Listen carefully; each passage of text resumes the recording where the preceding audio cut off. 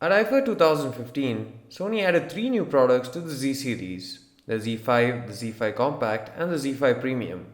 The Z5 is a direct successor to the Z3 Plus and brings around quite a bit of changes to the table. It's probably the biggest jump in the Z lineup since the Z2 and does seem like it'll put up a fair fight with its competitors. Let's dive into the review to take a look at the device in detail. As with every Z series smartphone so far, the Sony Xperia Z5 has a design that screams out Sony's design language. In terms of footprint size, the Z5 measures the exact same as the Z3. The weight too remains almost the same, but the Z5 is 2 grams heavier. Despite the similar sizes, the devices still look quite a bit different.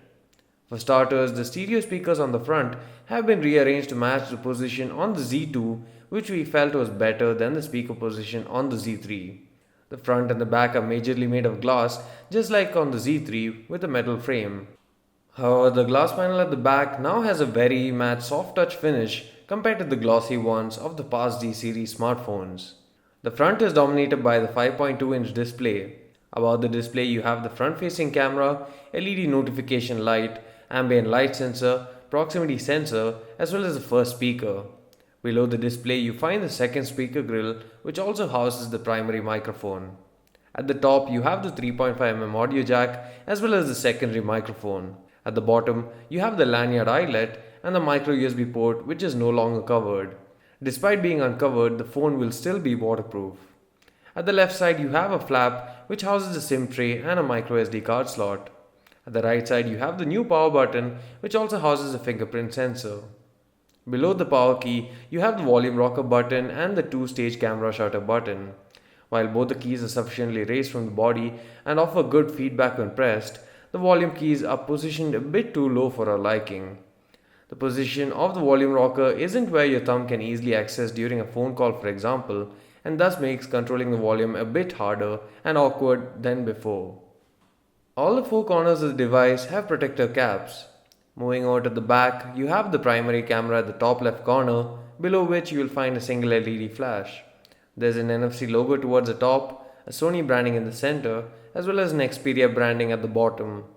The Z5 comes in white, graphite black, gold, and green colors. The glass at the back is quite resistant to fingerprints thanks to the matte finish. It is also quite scratch resistant, and during our time of testing, we are happy to observe that we didn't get any scratches on the back. The sides of the Z5 are quite flat, unlike the Z3, which was quite rounded. However, it is still quite easy to handle and doesn't cause any discomfort to your hands as such. The matte glass at the back also provides a lot of grip. The entire phone is built really well and gives a real premium feel that makes it the best built smartphone in the Z series till date. The phone is IP68 certified for use in water up to 1.5 meters depth for a duration of 30 minutes. The Sony Xperia Z5 has a 5.2-inch display with a resolution of 1080p.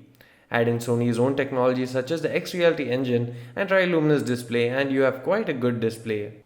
The resolution and display size remain the same since the Z2. However, there are several improvements to the display in terms of brightness and sunlight legibility, mostly owing to a lesser reflective display itself. The resolution is good enough for size and we didn't face any issues with lack of sharpness in text or images. A 1440p panel would have brought it on par with most competitors as far as specifications are concerned. However, it would have been an unnecessary drain on the battery life. Probably the biggest improvement is the contrast levels, which are higher thanks to the deeper blacks.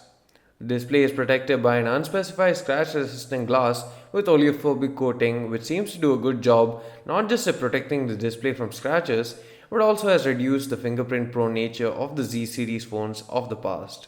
For the first time in the Z series, the Z5, the Z5 Compact, and the Z5 Premium all carry fingerprint sensors. Although the implementation is quite unique, as the fingerprint sensors are housed within the power key on the right side, while almost every other smartphone has a fingerprint sensor on the front within the home button or at the back below the camera sensor. The ideal finger to register for the Z5 would be your thumb on the right hand and your index finger on the left, as these are the fingers that will rest on the sensor when using on the right hand and left hand respectively. However, you are free to register any fingerprint of your choice and you can register up to 5 fingerprints at a time. The fingerprint sensor is quite sensitive and requires you just to place the finger on the sensor, but if the sensor or your finger is remotely wet or sweaty, it may not recognize it. There is a backup pin that users can set to unlock the phone when that happens. The Z5 comes preloaded with Android Lollipop 5.1.1 with Sony's own UI on top. The UI layer isn't too heavy and retains a lot of the stock Android features as well as layout. This also makes sure that the device performs smoothly without much lag or hiccups. The Z5 will most definitely receive the update to Android 6.0 Marshmallow in the near future.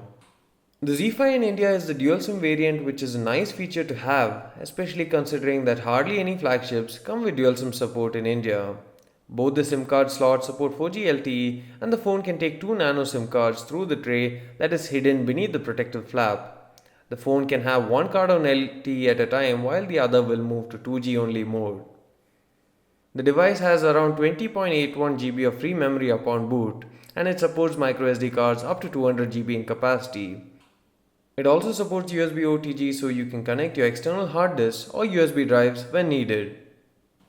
The Z5 has a micro USB port, Bluetooth 4.1 as well as support for dual band Wi-Fi 802.11 A, B, G, N and AC. It is powered by an octa-core Qualcomm Snapdragon 810 chipset and has 3 GB of RAM as well. The phone performs most tasks with ease and we didn't have any issues with stuttering or lag. Heating too was kept under control except for when using the camera for extended periods or recording 4K videos. We did occasionally get warnings that the phone might turn off the camera if it gets too hot, but it didn't come to that. The camera is one of the major changes in the Xperia Z5 compared to the previous Z flagships from Sony. The Z5 receives an upgrade from the 20.7 megapixel sensor that Sony has been using since the Z1. The new 23 megapixel sensor is 1 by 2.3 inch in size and has a maximum aperture of f2.0. The autofocus is one of the fastest on any smartphone right now and the amount of detailing is good too. Colors are quite natural with good white balancing as well. The performance is good in well-lit conditions, however noise does creep in during low-light conditions, especially in auto mode. You can overcome that by manually selecting a lower ISO, which does the trick in most cases. The issue however is that user cannot select the ISO manually or choose a scene mode at 23 megapixel or 20 megapixel resolution even in manual mode. In order to choose a scene mode or manually select the ISO, the user needs to choose a resolution of 8 megapixel or less in either 4:3 or 16:9 aspect ratio. Once you do so, the ISO goes all the way up to 3200 and the performance is pretty good. We do understand that at such high megapixels, the noise levels would be higher, but the solution isn't to take away ISO controls fully, but rather to fix an upper ISO limit like Sony did on the Z3. The Z3 allowed users to choose up to ISO 800 in 20 megapixel mode, but up to ISO 3200 in 8 megapixel modes. We hope that Sony allows this to be changed with a future firmware update. The dynamic range is quite good too, especially when using the HDR mode, which also works well at night. The front-facing camera has received a major bump in terms of resolution. Now the Z5 has a 5.1 megapixel front-facing camera of the Z3 Plus compared to the 2.2 megapixel units on the previous Z series phones such as the Z3 and the Z2. The performance from the front camera doesn't really do much justice compared to the main camera. Images lack detail and often take too long to capture. This means that you'll have to remain quite steady to capture a shot. However, it does produce bright and clear images, which is a good thing to have, especially when there is low light. Video recording is great, especially in 4K resolution. However, the field of view becomes narrower in 4K mode. The stabilizer feature works decently on 4K video in the standard mode, but where it really excels is using the intelligent active mode. With intelligent active mode turned on, the videos are one of the smoothest we have seen on any smartphone available in the market. Intelligent active stabilization works only for 1080p videos at 30 fps, while 1080p at 60 fps and 4K at 30 fps supports only the standard stabilization. The hardware shutter key is something that we have always liked about Sony. It's a dying trend in the pursuit for thinner smartphones, but we would take a hardware shutter button over a slimmer phone any day. The Z5 comes with a smaller battery than its predecessors. The 2900 mAh battery is non-removable, but it does support Qualcomm Quick Charge 2.0, which will charge your phone by 60% in just 30 minutes. The smartphone scored a one charge rating of 10 hours and 38 minutes in our battery test, which is quite average. The Sony Xperia Z5 is a really capable smartphone and a worthy successor not just to Z3 but to a Z3 Plus as well. It may not break free from Sony's design language, and that's probably one of the reasons why it may go unnoticed. But it is every bit a flagship material as its competitors are. Despite the battery life taking a dip and the loudspeaker not performing as well as expected, the smartphone still has a lot going for it. The list of pros and cons itself will give you enough reasons to buy one. It definitely is a bit expensive at Rs 48,000, but it offers some of the features that aren't available on other flagships at the moment. Listed here are the pros and cons of the device. If you like this video, do hit the like button and do subscribe to the channel for more videos like this. Thanks for watching.